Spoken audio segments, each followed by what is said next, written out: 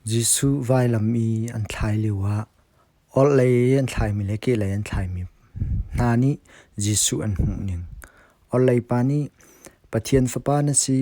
Messiah na si a chun nangma zong I kham lo kan ma zong kan kham ve tua tia ati ke lei pani asalo kan ni hibanto kan inna hi kan sul ruang a atlak mi dan tat nak asi semen se lo atu I kan hmu mi hi asual ruanga silo in sual na pakhat met angai lo nan a in mi asi boipa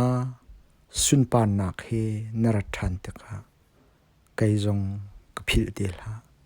tia ati Messiah ni chun asi ni hina pradaya kan umchang tia ati